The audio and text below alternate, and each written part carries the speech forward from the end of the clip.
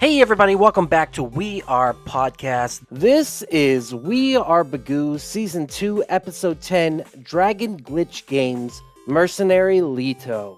If this is your first time checking out the podcast network, please head over to your favorite podcast app, Spotify, Stitcher, Podbean, or iTunes, and give We Are Podcast Network a like. And if you get a chance, head over to our social media. All links can be found in the description. You can find us on Facebook, Instagram, and Twitter at /We Are Podcast. And with that said, on to the podcast. We Are Bagu. Hey everybody, welcome to We Are Bagu, a video game podcast where we talk Atari to Steam and everything in between. I am your host, Doc. Today I'm here with the amazing Summer Tomaseski. How do you say it? Tomaseski? Tomaseski. It is Polish. No worries. I butchered it too when I met the cute boy who I got it from. Excellent. No, thank you so much, Summer, for being here. Dragon Glitch Games, that's the name of the studio, and the studio is pretty much yourself. Is that correct? For the most part, I do get some help here and there, but for the most part, it is me. It is in my free time. I walk a different path, which I'll be more than happy to talk about. But yep, that's mostly me. So what's the different path you're talking about? The different path is that many people, when they decide they want to make video games, a lot of times they go to AAA studios. And there's nothing wrong with that. Or maybe they go to AAA studios, like big indie studios, whatever, where indie pays their bills and that's all they do. They put their time in. The different path that I walk, full disclosure for anyone listening to this, is I have made games in my free time for close to 15 years. Okay. I also help organize and run a community called Dallas Society of Play, or just Society of Play, which has close to 800 members in there. Wow. And I learned plenty of lessons for them. I'm the president now. I've been helping run that group for 8 years. I give back to the community in that way. But the reason that I kind of walk this different path, where my day job is I do consulting, medical, IBM crap, that sort of thing, right? Pays the bills, keeps me steady. So when I am in between contracts or gigs, or it's free time, or it's basically every single evening, I get my head back down and I start working on my game projects, because in that way I have complete creative control. Anything that I want to do, I just do. If I was to go into a AAA or some sort of indie studio, right, I would just be a software developer, right? But I have so much more to give than that. Like, I have opinions on characters. I'm a writer in my heart of hearts. I've learned how to like draw and do pixel art and do animation and make a game fun. And I like that. Right. And I always talk to people when they're young and they want to get into games. I'm like, you can do what I do, which, yeah, I only get, 10 to 20 hours a week working on my project as opposed to 40, but it's my IP. Right. Again, it's complete control, no stress. It's sustainable. The game will come out when it comes out. I'm not worried about any of that. Right. So it's just a completely different path. I want to just always put out there. It seems like it's almost calm and you are in control of this situation. Yeah. And I like that. I was going to ask you that. Well, first of all, let's talk about where you're from. Are you from the Dallas area? Yes and no. I was born in Texas and spent about 20 years of my life up in Missouri. I have that. I'm from the Ozarks, so I got that twang, right? Mm. And then I came back to the motherland. Probably about 2012. The motherland. Yeah. I'm back in Texas. I came back to the motherland. Yes. And then I moved from Missouri. I moved to here and I didn't know anyone. And I'm not a party girl. I didn't know how I was going to find people. I'm a nerd at heart. And I finally went to meetup.com. I found the Dallas Society of Play and I just started showing up because I had some leadership already in my bones at that point. I'm kind of outgoing. I started being able to give presentations there to Society of Play. They asked if I wanted to be an organizer. And then I kind of slowly start, helping them out when I could, where I've run game jams. I've helped Retropalooza. I was the indie coordinator for that. The more I help out, the more opportunities and networks that I can influence people. They can influence me. It is a really, really great community. And that entire community is why I am where I am today with my game. It's where I met my husband. It's where I met basically all my friends, and we're indie ride or die. Most of us, we do have a couple of AAA devs, and they're I know people from Bethesda and id and Gearbox. And that's fine. I've talked to some people, they love it. They absolutely love the AAA, indie life, where they go to work and they're working on games. That's awesome. But I knew it wasn't going to work for me. I like control over the whole thing, right? For better or for worse. Well, you've been working on this game for about 10 years, right? Yes. So Yes. you've been putting in the time and the love and the passion. Yes. And I listened to your YouTube commentaries, which I highly suggest anyone go check out Oh, because thank you you. can tell how much you absolutely love the game. Thank you. You began developing at a young age. You began Yeah. in high school. Is that right? Yeah, in high school. I was fortunate enough that in high school, oh God, when was that? 2005. Yeah. There was a Java programming class. Absolutely fell in love with it. Oh my God, highest grade in the class. I read ahead, got the award for it, kicked ass at it. And then I went off to college to get my comp sci degree, which when I was in college, I also started working for a video game. What really started all of this, I have to backtrack for a second. I love Neopets.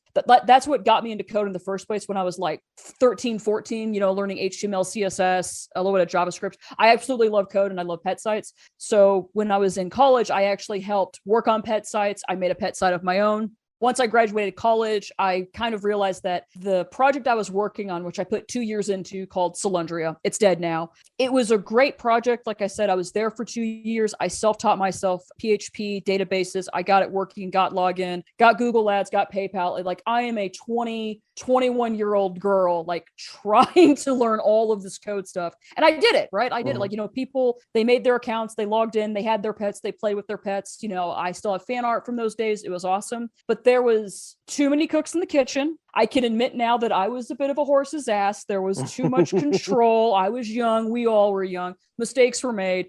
And when I graduated, I was kind of done with that, right? Kind of like a band breaking up, it sounds. Yeah, the band broke up. That I should just say that from now on. The band broke up. We were friends, but the band broke up, I think is the cleanest way to put it. All of that said and done, graduated. 6 months later, I was like, you know what? I want to make a game. So I did it by myself. That's when I started Leto, which was 2012. That's where that 10 years mark came from. And this is such a good story for things not to do.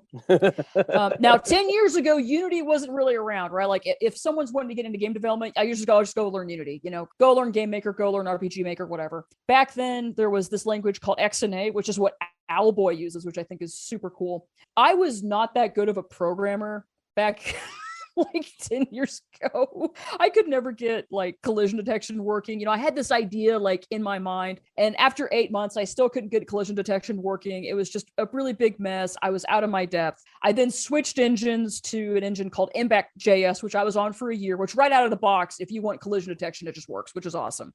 And around that point, that's when I found DSOP, Dell Stadia Play. And then I realized that everyone was using Unity. I knew that this idea I had in my head, I wanted it to be big and epic and grand. And this little JavaScript engine didn't feel right for it. I also wanted to learn C# at the time, and Unity's in C#.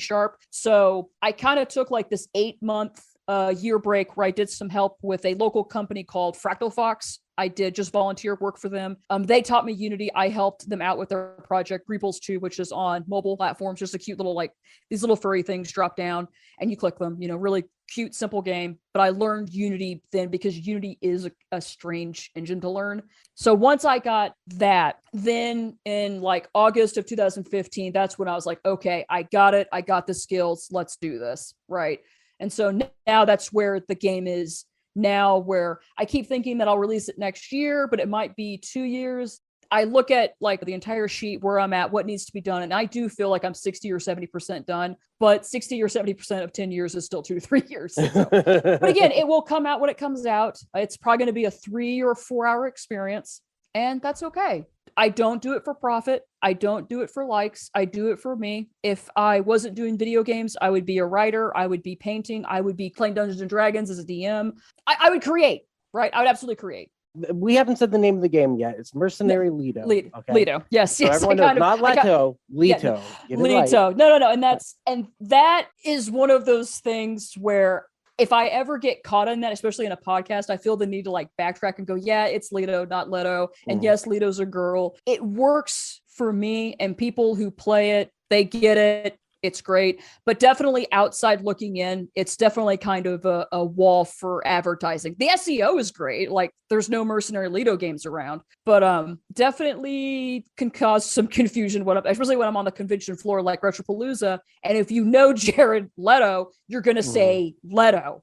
Right. And that's okay. I say Leto because of the original David Lynch Leto. if you play my game and kind of like look at the threads and look at the story, it's definitely a love letter to Dune in some ways, right? There are some references in there. There's a lot of references in there. Like I've been really inspired by like Escaflowne, Evangelion, Breath of Fire 2 and 3 especially. Just this really kind of fun cast of characters that you fall in love with the backdrop of just a light platform shooter. Like if you've played Mega Man X, you're going to walk into my game with no problem. Just a really good story and characters you can fall in love with. Like that's what I like in games. Like I've loved stuff like, you know, the original BioWare games where you care for these characters and you want them to succeed, right? Like Neverwinter Nights and KOTOR 1 and a little bit of KOTOR 2, which I know isn't BioWare. But my point still stands. I like story. I like characters. And that's how I create. You talk to any indie developer and you go, well, you know, what inspires you? Is it the gameplay? Like that's, you know, listening to Ben's interview, that's what Ben's all about, gameplay. It's like, I got this, I'm going to prototype and I'm going to make something fun. You know, you talk to me, I'm like, oh, I like, you know, the writing and characters, right? Yeah, there are several paths in the indie sphere that you can take. And that's like best part of it. If you want to make games and get into it, like by all means, and I'll keep repeating this, find a community and find people who do this as well and they can help you. I would not be where I am today if it wasn't for them. And I will keep repeating that. You hit like 6 things I wanted to talk about. Yes, so yeah. No, please do. Yeah, no, you're fine. The big thing was you talked about playing D&D. I wanted to know if that was an inspiration for this because this feels like a campaign in a lot of ways. Yes. So it's I've done D&D for 10 years. Like I started when I was like 12 or 13 in this small Missouri Christian school where you couldn't bring the books to school because you might be worshiping Satan, you know, that kind. The devil himself. Yeah, the devil. Yeah. I'm just I want to kill goblins. Come on, people.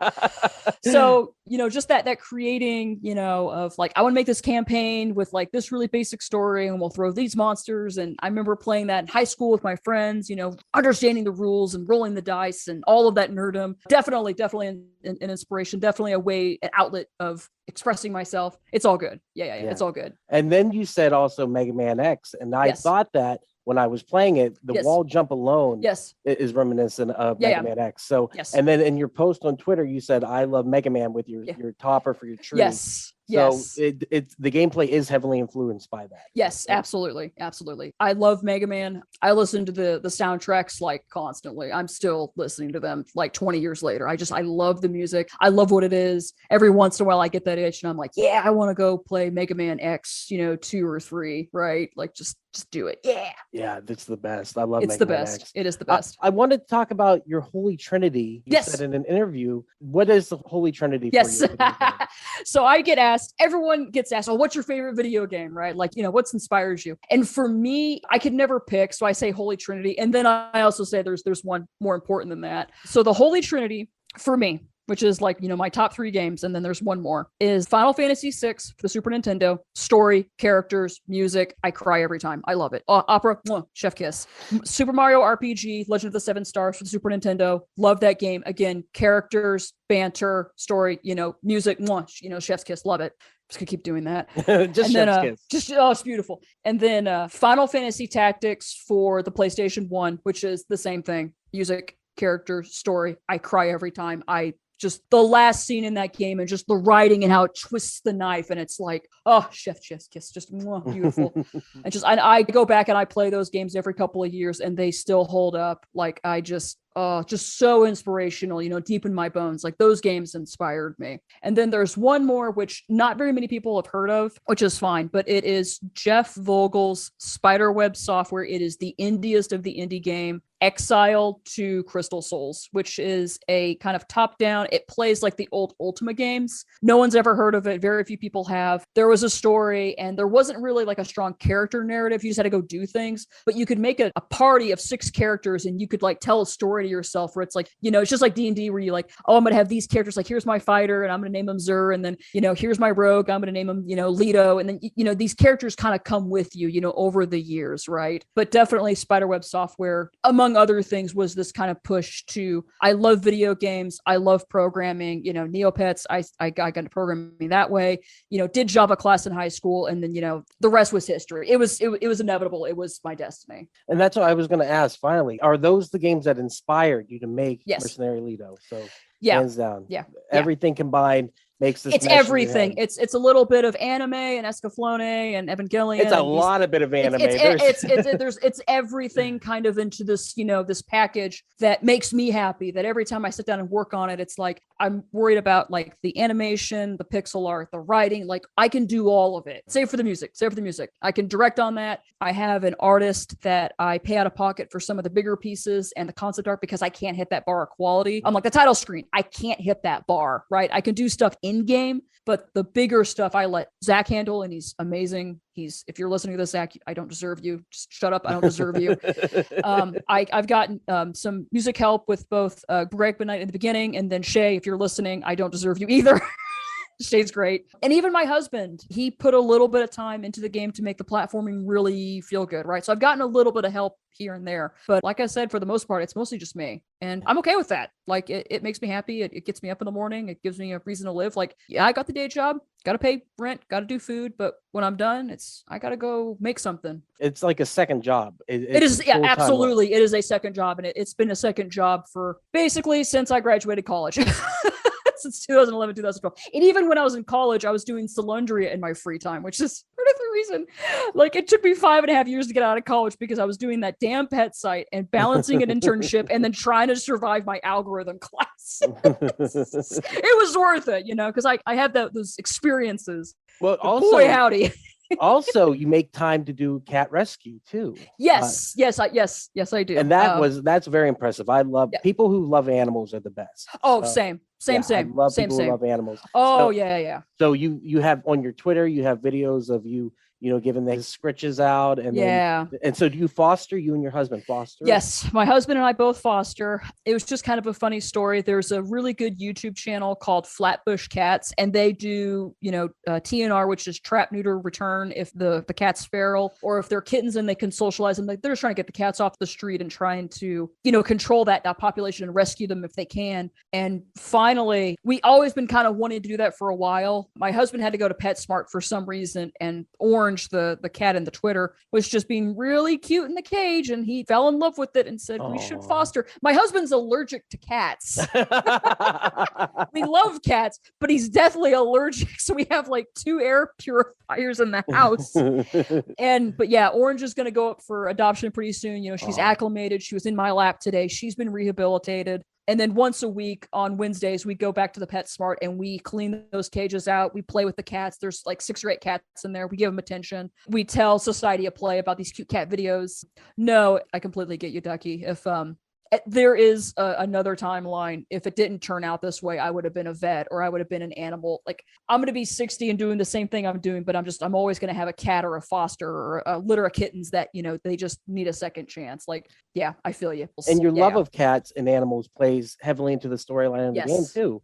So let's get into a little bit about the game itself. Mercenary Leto, first of all, a female protagonist. You don't always see that. No, you don't. It's you really don't. Like I'm not going to complain. Like especially in the early 90s and 2000s, gaming was mostly a male dominated thing. That's fine. But as I got into it, and you had Samus and Tomb Raider 1 and 2. Like I love those games. Strong female protagonist. What really did it. I was so excited for Mega Man X3. Okay, when that game was coming out, they're like, "Oh, it's going to be 3D." I'm making sure it's 7. I think it's either 7 or 8. I'm blanking out here. But they're like, "Oh, a new character is going to be introduced," and I was like, "Oh, maybe it's a new girl," and that'll be great because I love the Mega Man series, and I'll feel like that connection. And then it's fucking Axel. Axel, like, I the characters. Come on. Yeah, and no one liked them. And that's just. Such a the bummer. Design wasn't good in my opinion. I hate to talk shit, but it was like, guys, come on. Like, dude, like you can't have a straight man because that's X. You can't have a cool character because that's 0. So you got to go do something else. And it's like, oh, here's Axel. I'm like, he looks like a dork. Like, and that finally I will blame them for me making like this Mega Man. It kind of inspired, like, Leto's got blue hair. I mean, it's kind of obvious. I will defend myself though, Ducky, and say that Homestar Runner, that old flash about the blue hair and the anime boy, is technically where that came from. Yes, very nice. Yeah. Like that early 2000, Flash vomit. Oh, it was great. It was Oh, everything it Homestar needed to Runner. be. Oh, Homestar was amazing. Sharptor! And that's the thing. That was a Anyway. period of time that a lot of kids don't know about now. Right. Because I'll bring up Yes. Homestar Runner because it was the beginning. It was the infancy Yes. of the internet. And I'll bring it Yes. up and they just don't remember. I'm like, oh, Yeah. you missed out. Yeah, You know, like when I was listening to Ben's interview and he said, "Oh yeah, my first console was the Wii U." I was like, "Oh my God, I'm old." Trust me. Yeah. But yeah, that's like, how long have I been making games? And it's like, oh, I've been doing this for like 15 years. Well, let's talk Anyway. about the game itself. How would you Yeah. describe it? A two-dimensional action platformer? Is that right? Yeah. Set in a science fantasy world where you meet these really like endearing characters. You know, you look at the Steam page, you're going to see a fluffy dragon, you're going to see a quirky skeleton in a kimono, you're going to see a scared Lamia, and all of these fun characters that all just kind of come together and mesh together. And you stumble across this plot to stop dragon poaching. Like, that's it in a nutshell. If you like visual novels and you want a light platforming experience, this is my game. Like, I'm not making it hard. I love Dark Soul games. Like, I'm super excited for Elden Ring, but I'm making this game really easy. If you enjoy like Mega Man X1, 2, Mega Man 5, you know, kind of an easy, fun, like, you know, that's definitely my game. Just fun, romp, beat it in 3 to 4 hours. That's the plan. And then, there's a heavy emphasis on story and Yes. character development. Yes, absolutely. That is what you're looking at. You're, like you Yes. said, a visual novel. You're Yes. going in, and what's really cool is in between the levels, you get to go back to the headquarters, Yes. the home base, John Mule. Is that Yep. right? Yep, And- that's the name of the ship. Mm-hmm. Okay, so the John Mule, and then you get to explore and talk to all these different characters. Leto has her own room where she gets decorations from Kiki. Yes. So as you collect, what are they called? Seedlings. Yes. Yes. Yes. As you collect the seedlings, and they're hidden throughout the levels, and they're just little dragons. Is that right? Baby Yes. dragons? Yes, there is. I have a very strong love for both cats and dragons, so I just shove as much as I possibly can in there. Like the big creatures that the entire world revolves around is dragons. Leto has a dragon. The seedlings are very dragon-like. Half the characters have dragon features on them for, you know, there's a plot reason why that happens. It's all dragons. And I don't care. Makes me happy. As long as it makes you happy. And I mean, we're giving away a little bit of spoilers, so stop Sure. listening if you don't want. Some of the characters looks like they're half dragon. Is that correct? Yes. So that's what we're looking at. Now, I saw that on the commentary on the walkthrough, and I absolutely loved it because it looked like the commentary kind of went into towards the end of the game and the ending of the game. So if you don't want it spoiled for you, but that's what got me so excited to talk about this today. Because I was like, wow, this is so story heavy. There are so many interactions here. There are so many characters. And I actually wrote down a lot of the characters to talk about. But it comes down to, I mean, each character is very unique. Like Leto is the hero of the story, and she's missing an arm. Do you get into that eventually? Yes, a little bit. It's mentioned, but it's not a plot point. It happens. There's even a couple of scenes where Pax, the doctor, is actually fixing it. She was just born without an arm, and I don't make a big deal about it. It's there, it exists, and that's okay. And she can still stand up for herself. That was just one. It does look cool. I'm not going to lie about that. But it's also like, no, these characters, all of these characters have backstory. There's something wrong with them. And more spoilers. Leto found Alma, the big fluffy dragon. She found Alma as a young kind of dragon, you know, a youngling. And Alma's wing was broken too, right? And Leto had to rescue her. And then they formed this relationship because Alma didn't care that, you know, again, young Leto, no mechanical arm.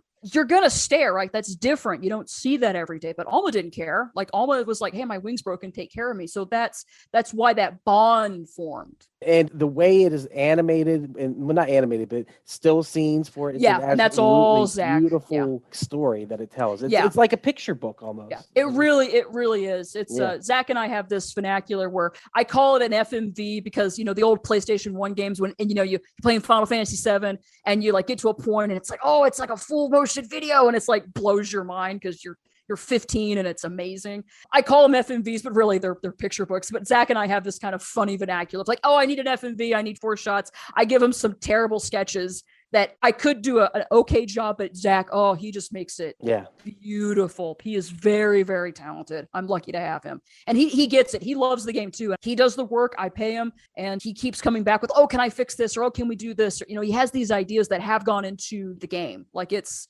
super cool. And I really Alma haven't. is a Pegasus, a dragon, a mixture Yes. of the two. She is the species I call her is a pronghorn dragon. She's just a furry mixture of a kangaroo, Yeah, I could see that. and a horse, a kangaroo, a horse, and she's feathered. She is engineered to be as cute as physically possible. And she is. She's adorable. I know this won't come up in the podcast because this is video, but I don't know if you saw this, but I do have the Alma plushie right here. Yeah, I did see that. I thought that was pretty cool. She keeps me company. That's so great. Yeah, I got her custom made, and she inspires me, and I bring her to conventions too, just to keep me company. Everyone wants to pet her, and I'm like, yep, this is. And I was about to say that everyone wants to pet Alma, and in the game you can pet Alma. I thought that was great. Very important. Like, it's funny how those little moments, like you watch a commercial of like it's pet the damn dog, right? It's that meme of like, can I pet? You showed me a picture of a dog. Can I pet that dog? Because if I can't pet that dog, I'm not buying this. Like, so I was like, okay, I gotta put that in. Gotta pet the dog. It's like, we don't care what you do, how big your game is, what characters, like anything you're doing. If I can't pet the dog, I'm not buying your game. It's like, I don't care. Hey everyone, it's just Duck jumping in here real quick to say thank you so much for checking out the podcast today. If you're enjoying it, head over to your favorite podcast app, Spotify, Stitcher, Podbean, or iTunes, and give We Are Podcast Network a like. And if you get a chance, head over to our social media. All links can be found in the description. You can find us at Facebook, Instagram, and Twitter at /We Are Podcast. And with that, back to the podcast. Well, let's talk about the inverse of the dog, the cat, Gilbert. Yes, the cat. Yes, a Gilbert. magical cat wizard who loves Kipper treats, absolutely adores them. Yes. This is the sidekick that is hilarious, mischievous, sassy, comes across in the dialogue. I'm not 100% sure what's going on with this character. And he's kind of got something hidden going on about him. Yes, absolutely. They all do. Yes. So a little bit of mystery, and we will get into kind of the story of him in the game, or a little bit. It is mentioned, but that is going to be really heavily decided and explained in the sequel. There's going to be a sequel to this game because the game's not big enough or long enough, and the story arc that happens does not focus on Gilbert. It focuses on what the Delta aberrations are, which you meet later in the game. Kind of, again, more spoilers. Like, you run into 3 of them. They all have their backstories, like, what they are, like, what's going on, like, why they look the way they do, they have troubled pasts. And the first part of this game is definitely just about what that is and what this corporation's doing. And in the demo, you actually come across a character who's a Delta aberration. Yes. And unnamed in the demo. Yes. So we won't give a name here, but it's a figure kind of like with a metal skull or helmet. Yes. Would be the way to describe it. Yes. And a big cloak. And it's just a mysterious looking figure. Yes. So I saw, like I said, because I watched the commentary a little bit more. Sure. And so but let's not give it away here. Okay. Let's not talk about it. Then we have the people on the ship themselves. We have Melody, who is, I wouldn't even know how to describe her, but I guess she's very shy and afraid of everything. She's afraid of everything, and I love her. Is she a mermaid? Is she a snake No. person? What is she? She's a snake person. She's a lamia. It's a kind of a lesser known monster from, I don't know what mythology. It's not coming to mind. I don't want to say Greek because that sounds wrong. It's not a naga, which is Indian mythology, which is a naga is just, it's the head and then the rest of the body is snake. Lamia is snake. It's mermaid, but snake down and then human up. I've always liked Lamias. It's weird, but the reason I like Lamias is, one, you don't see them a lot, and the only games you really see them in, the one that comes to mind is Final Fantasy Mystic Quest, which is not a good game, but I love it. I love it so much, and it's so that's bad. a Game Boy one, right? No, Super Nintendo. Super Nintendo. Yes. And it's terrible, but I love it so much, and the music's amazing. That's the one that they made to try to appeal to the American audience. Yes. And it failed miserably. It did, but I have a soft spot for it because I played it when I was 10 and I didn't know better, and I went back and played it, and it's so grindy. But anyway, Lamias are in that game. They're a monster. I thought that was cool. Like, just the sprite work for it was really cool. There's probably some Breath of Fire 3 like influences in there. I don't know why, but that comes to mind, where I'm like, just these really cool like monster girls, monster people, like monster features. That's all Breath of Fire. So making a friendly Lamia was a big deal. Like, I was like, yeah, let's do that. Super shy, super sweet. She has some fun later. She has a story arc, and she absolutely has a story arc. Yeah. They all have story arcs. Yes. And she might or might not have a romantic interest. We'll find out. Yes, she might, yes, there is definitely some romance in this game. Yeah. Excellent. Kiki is next. Yes. Kiki is kind of, How would you describe Kiki? I guess a Yes. lich skeleton Yes. with magical Yes. powers, Yes. collecting the seedlings, the little baby Yes. dragons. Yes. But I guess Kiki, if for trading per the contract, which like, what is the contract? Will replace the stuff in your room with better Yes. stuff, upgrades. So it's just a Yes. way of having fun to make the room look different. Is that correct, Yes. or is that playing to the Yes. game? Nope. That is correct. And it's a new feature that I think it's in the demo now. And if it's not, or maybe I didn't talk about it in the commentary, but Melody can also upgrade your room too with figures. I love dress up. I love like being in an environment and being like, oh, I'm going to put this here and put this there. And programming all of it in Unity was not that big of a deal. It also gave the player an excuse to talk to these two characters more and like find out some of their backstory or see how they're feeling. And like I said, what I really like about being a game developer and calling the shots is that in most games, the shopkeepers don't do anything. Like they're just there standing there and they just take your gold and they give you goods and you can go on to the next quest and come back and that's it. But in Leto, these characters have a purpose. They do things. They are part of the story. They are absolutely needed during certain times in the story, especially in the sequel too, as I'm starting to think forward of like, okay, I've given Melody plenty of attention. She gets plenty of attention in Leto. She's got a romantic interest. She plays a part. Kiki's still kind of mysterious. I have some ideas on what Kiki is, but I haven't gotten there yet. Zach and I have kind of gone back and forth of like, okay, like from a writer's perspective, this is happening and this is great. Here's an arc. You can't have, from a writing one-on-one perspective, you cannot have every single character have an important arc all at the same time because it all just washes out, right? You have to kind of thread that needle very carefully. Like, okay, let's care about this character for a second. Let's care about this character for a second. Let's pull this character in because we haven't thought about them for a while. And then, so you have to kind of weave it. And so when I got to the end of the game, I was like, okay, the characters that didn't get attention absolutely have to have attention in the sequel. And that's definitely Gilbert. That's definitely Kiki. That's definitely a little bit of Skilla who comes in later. It is what it is, right? Like, here's the game. I'm going to put it out eventually. And then I'll start working on the sequel and fix these characters who didn't get the attention they needed. Right on. But you still give them love. That's what's important. Yes. Not everyone's at the front of the story. So yes. Next we got Pax, which you described as basically mom. Yes, she's mom. A pandoid. Pandoid. Yes. Yeah. She's also very cute. And a brilliant robotanist is what you said in the commentary. And you're like, I don't think that's a word. Probably not.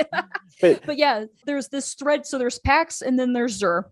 So Pax is like, she's like this 4 foot tall, crazy smart, makes robots, cannot cook because she does things like put motor oil in the pot roast. She's not a bad cook. She just loses her train of thought. And it's like, oh, I need to go do something with these electronics. And then she just puts, antifreeze in something. And that's not good. So it's kind of like this running joke of like, no, Pax can't cook, but she's definitely the mom. She's very forgiving. When certain characters with troubled pasts do start showing up on the ship, she immediately accepts them because of her own past, because her species has been subjugated. They were in a war at one point where they were like completely pushed down and eradicated by the tens of thousands. And she and her son managed to get out. And because of that, she has this very like, I'm going to accept everyone until like you harm me. But even then, it's, if you do something, you can still be saved. It's a very Steven Universe way of thinking. Like, I love Steven. I do too. My God. Yeah. Like, oh my God. Which great writing. That actually brings me to a point. This is an LGBTQ friendly game, correct?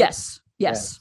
That's something you don't see all the time with representation. No. And it looks like there is representation in this game. Is that right? Yes. Yeah. So, and I have no problem talking about, there is gay monster dads in my game, and it's very serious. It makes complete sense. But yeah, there are 2 characters who are male presenting and they hook up and it's fucking awesome.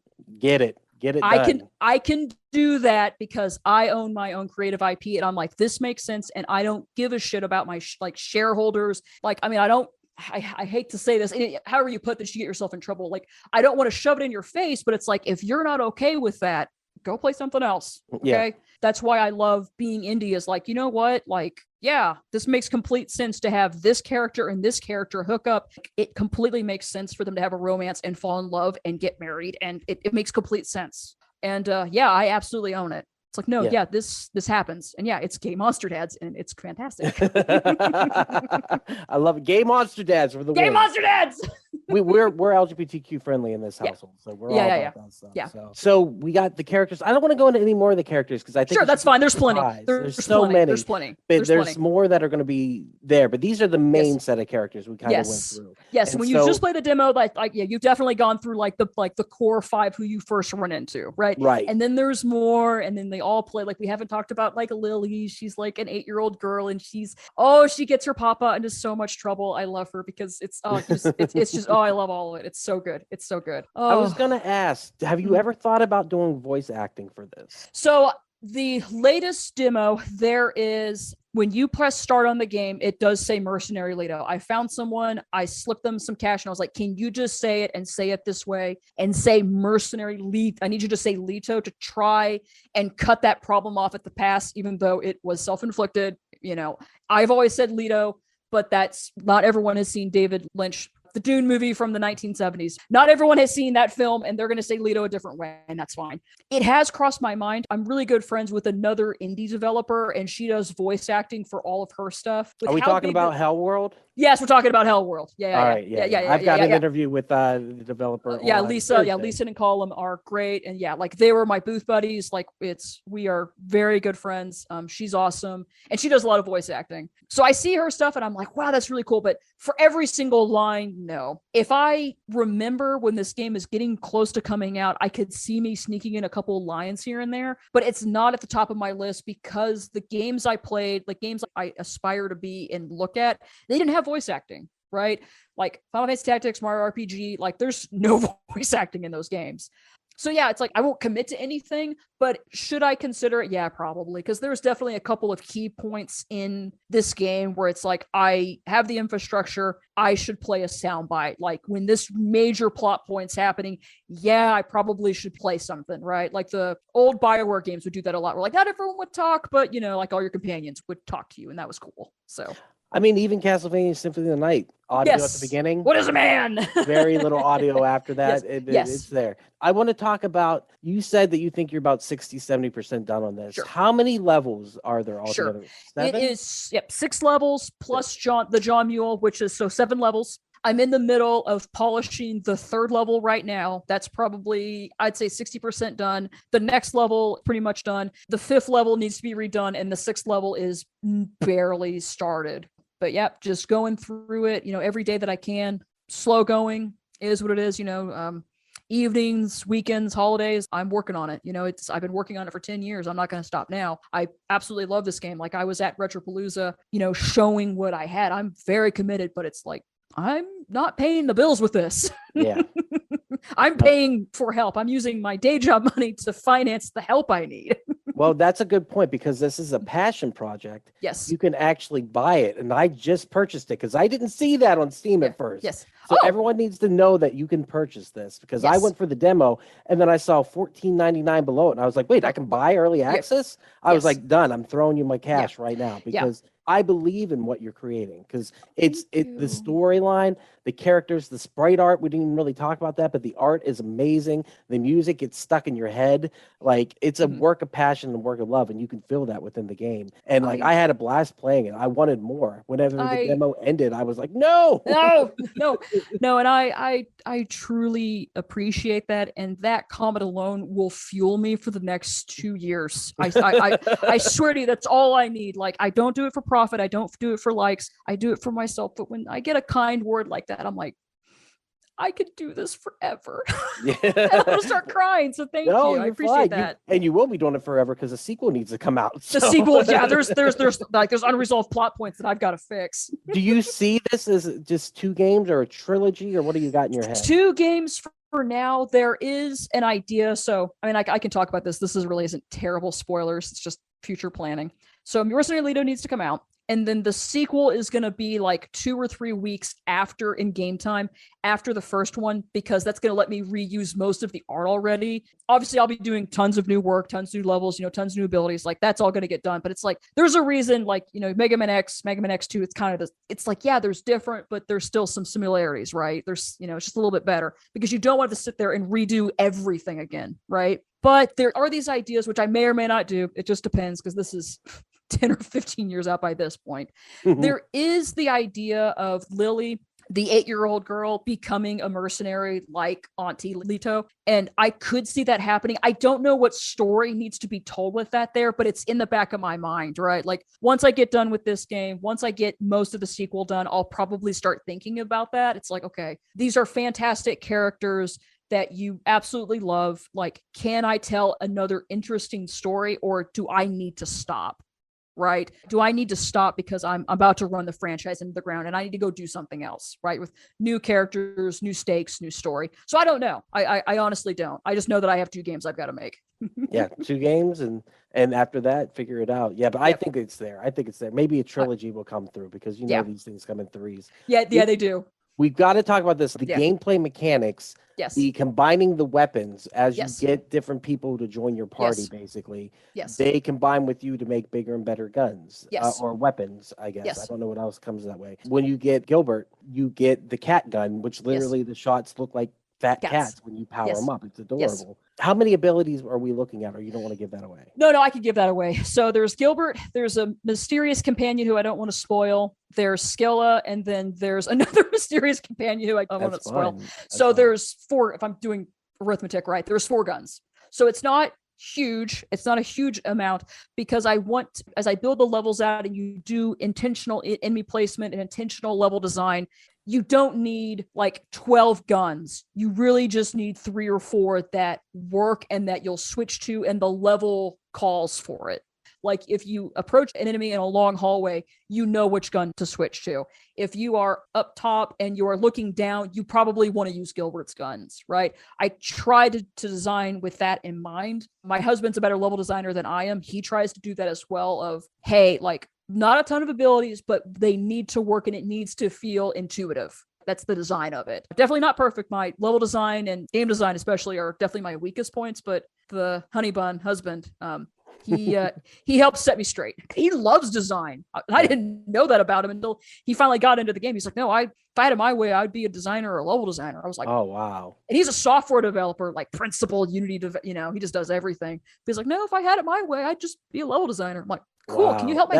Yeah, it's really cool. That's so cool that you found each other and then you synced up and now you have this. And I love the artwork that he got you, the 9 panels of the different characters. Yeah. That was beautiful. I was like, such a sweet gift to give you. Yeah, he's a sweetie. I love him a lot. That's so awesome. Is there anything else you want to talk about? Then we can. No rush at all. I could definitely talk for every 10, 20 minutes. You've been fantastic.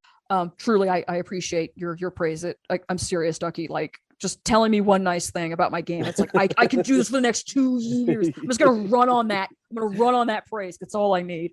The only other thing I would talk about is that for people listening to this podcast and they're interested in making games, my call to action is not even about me and my game and what I'm peddling or selling. It is, if you have a dream of game development, try and find a community or a group of friends who are supportive and will help you, and they're doing it, so you want to do it. That's how you get in, right? If you want to go to AAA or III, or do your own studio like I do, you control your future. If you have a passion for that, you can do that, right? So for me, this is where I'd plug in Society of Play, which is open to anyone 18 or up. We don't care where you live. We're all online. If you're in Dallas, we might see you locally one of these days, but it's not a requirement. We are a very active community. Like I said, there's like 800 of us from all walks of life. And I've seen so many people, they have no idea what they're doing, because none of us do. We're not born out of the womb like knowing, Unity and all of that nonsense.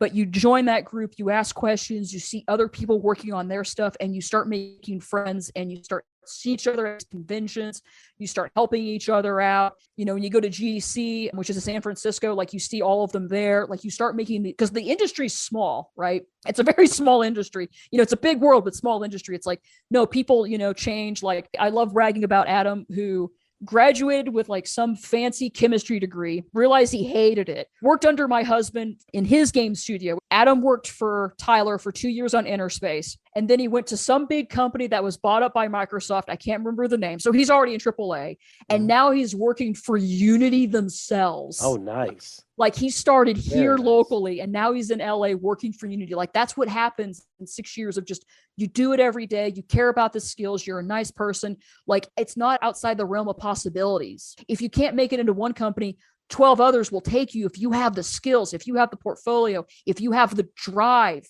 And again, you're not an asshole.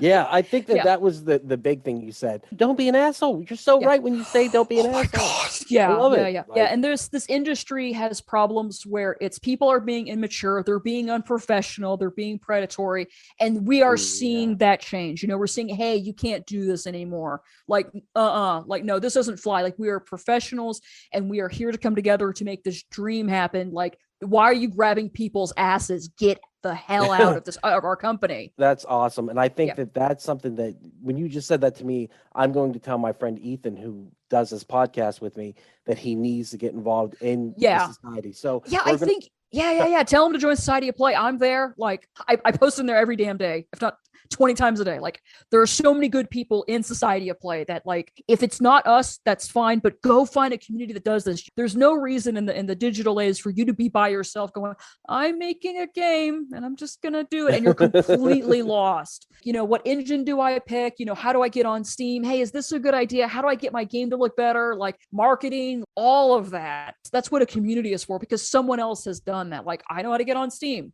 I can tell you exactly how you get on Steam and what's required, and all of that process, right? Like when you first start out, you don't know anything, and that's okay. Just come as you are. I mean, all right, I'm going to throw this out there. Why haven't you made that Society of Play its own platform to, like, it sounds like you're running this already. Right. Like, and it sounds like all these people are making games under you. Have you ever Yes. thought about being a publisher as Society of Right. Play? No, we haven't thought about that. We do have a Patreon that brings in a little bit of money a month, and that pays our meetup costs. It helps pay our artists. If we ever got money from someone who wanted to publish, we could, but no, we've never thought about that. Like on itch.io, whenever we do our game jams, we are like, hey, this is the DSOP umbrella, and you can, you know, post your games here and we will like sponsor you, quote unquote, but never publishing. And publishing games is risky. Like I said once, and I'll say it again, there's a reason that my day job is stable. It's medical, it's IBM, it's consulting, it's transportation. Games, it's very hard and very scary. I think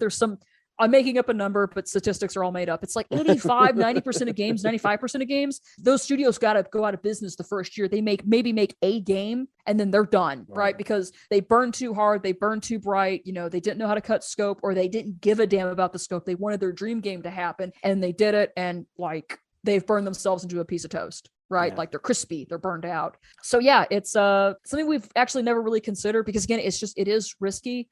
But absolutely, like if some poor indie developer was like, I've been here a while, I've given back to the community, but I can't raise like the $100 to get on Steam. I'm like, okay, I could see us like, shit. Like there are so many good people in our community where it's like, if we really like you and, you know, you've given back, it's like, yeah, we'll slip you $100. Go get on Steam, make the dream happen. Right. I could absolutely see that happening. Right. That'd be awesome. Like we don't want something so small. It's like, you know, to have this game that you love and you're passionate about and you're awesome. It's like, yeah, just here's $100. Like, you're good for it. Go make your dream happen. Even if it's a flop, that's fine. If it makes you happy and maybe you get a fan or two, then it's like, you can die happy, man. It's like, and like you said, you the compliments, the good reviews, the words of like, and just getting your art out there, because video games are such a new art form. They are. And so I consider it an art form, and I think you They do are. too. And when you get games like what you're making, Mercenary Leto, that's an art. That's it absolutely a is. Story, and it's gonna suck you in. It's gonna make you happy. It's gonna make you cry. Your emotions are gonna run rampant on the game, and it's gonna work. And just seeing what I've seen from it, it's awesome. No, there are hundreds of lines of dialogue in that game. Like, it just goes like, and there's choices too. There's choices, and you can choose your dialogue. You can choose to continue, or you can go a little bit skip further. it. And every time I wanted to go a little bit further. Yeah, and that's good. That means that, like, and there are some people, and that's fine because I see it. There are some people, they don't care about the story. That's fine. Like, you can play the game, you can enjoy what's there, enjoy the atmosphere, go run and gun, no problem. But for people like you know, who want to know more about these characters, absolutely, there's more dialogue. But I try and keep this rule of like, I try not to prattle too long. You know, I try and keep my prose short, just enough to hook you in. And if you want to read more, you have the option. And absolutely, those decisions do matter. Like there's Lord, like an hour and 15 minutes into the game, if you miss like a dialogue option, it's like, no, you missed the option to feed Alma carrots because you didn't do the talking to go get Alma the carrots. So you can go feed her more carrots. I put that in there. And it's not for everyone, and that's okay. But for people like you and me, it's like, oh, I'm going to read every single line and look at and inspect every single item and look at every corner. And I want to know everything about this game. Yeah. I want to be sucked into the world. I want to be part of it. And that's really what everyone needs to experience. It's a beautiful game, hands down. And now you've heard the passion in which the creator herself has put into this game. Get it. Go download the demo. And if you feel the need, throw the money your way. Give Summer some money so she can make more games. So I can pay Zach and Shay. Buy my husband sushi. That's awesome. That's awesome. Thank you so much. Yeah, this was a great conversation. I was super excited to talk to you. I knew this was going to be awesome. So thank you so much for being here. Thank you so much. And everyone, check the description below. You're going to find a link to the game. You're going to find a link to Discord. What is the community called again? Dallas Society of Play. We're super cool. All I ask is the Society of Play Discord. We ask that you change your username to your real names. We don't want like Dragon Slayer 69 in there and they're a troll and they're posting horse shit in there. I'm like, please. We're not doing that. And just because you're not a game developer doesn't mean like you are games adjacent. You can talk to people. Like again, there's 800 people in this Discord, and it's just like every single damn one of them. I'm just like, I know what he's making something, and they're making something, and he's running a company, and it's just like we're all just hustling. Dallas Society of Play. You're going to find all the links below. So please go join, especially if you're listening to this and you're an up-and-coming game developer. Get a community around you. Yes, get a community. It's going to help you so much. Summer, thank you so much. Thank you so much. I appreciate you. Thank you. And there it is. Thank you again so much for checking out the podcast today. If you enjoyed it, head over to your favorite podcast app, Spotify, Stitcher, Podbean, and iTunes, and give We Are Podcast Network a like. And if you've enjoyed this podcast, you're going to love the other podcasts here on the We Are Podcast Network. We have We Are Air, where we talk movies, entertainment, whatever the fuck we want to talk about. That's me, that's Jake, and that's Javi. We're breaking down that pop culture, and we're having so much fun. Heroes, Gyros, 8 Dungeons, and Distractions side quests. Me and the boys were playing some D&D. You can start that one from Season 1, Episode 1. It's a blast the whole way through. And I Hate Being Sober. Personal stories from epic people. I sit down with some of my favorite people of all time. We talk about their trials, their tribulations, and their journey this far. And finally, our new live video podcast, Slash Horrorcast, where we're going to have a roundtable discussion about our favorite horror movies. That'll be available on Twitch and YouTube, streaming every Monday at 8 p.m. Check the links in the description to find out what movies we'll be watching. Also, check the links in the description for our social media. You can find us at Facebook, Instagram, and Twitter at /We Are Podcast Network. With that said, thank you so much for checking out the podcast today. Please remember to support local comedy in any way that you can. We'll see you next time.